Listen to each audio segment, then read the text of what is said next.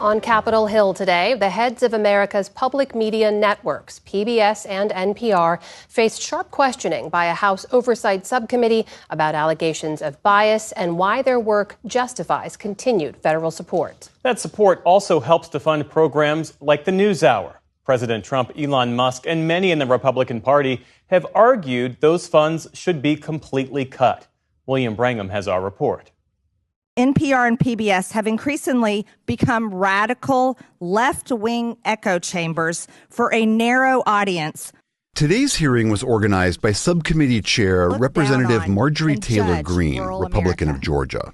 PBS News is not just left-leaning, but it is actively uses taxpayer funds to push some of the most radical left positions, like featuring a drag queen on the show Let's Learn. Greene and her fellow congressional Republicans accused PBS and NPR of having a liberal bias. I don't even recognize the station anymore. All things are considered, yet their history of political bias has shown that there are a number of things they have not considered. The bulk of the criticism fell on NPR CEO Catherine Marr, who acknowledged shortcomings in some of NPR's past coverage. That we were mistaken in failing to cover the Hunter Biden laptop story more aggressively and sooner.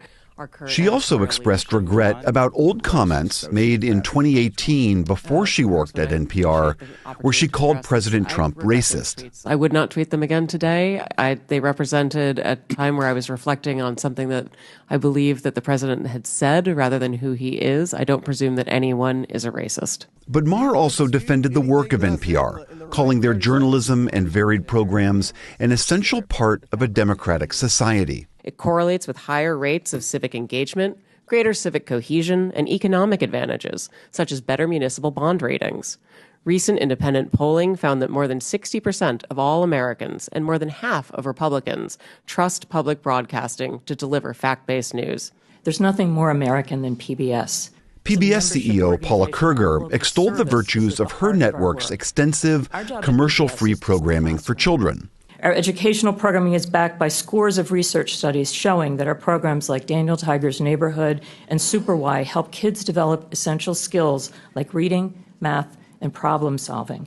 Kerger was pressed on the accusation Representative Greene had made that PBS was promoting sexualized content towards kids. Do you think that it was inappropriate to put the drag queen on the kids' show? Do you think that was a mistake? The drag queen was actually not on any of our kids' shows.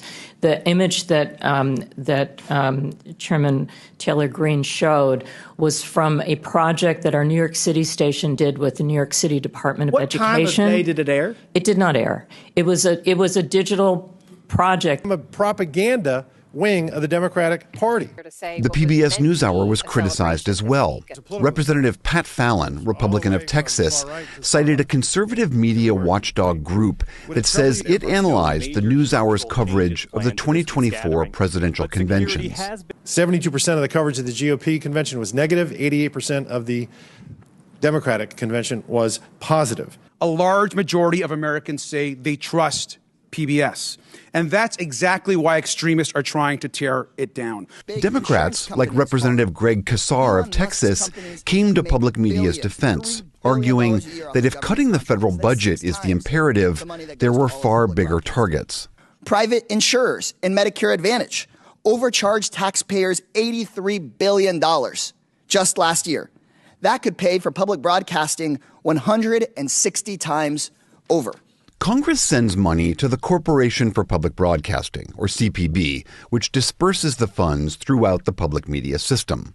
For 2025, Congress appropriated $535 million to CPB.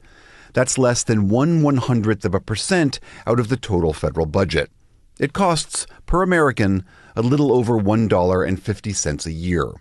While some Republicans argued that funding might have made sense once upon a time, the advent of the internet makes public media irrelevant. Because technology has changed everything. We are not living in 1967. There are various options for people to get news and to get disinformation or information, whatever you want to get.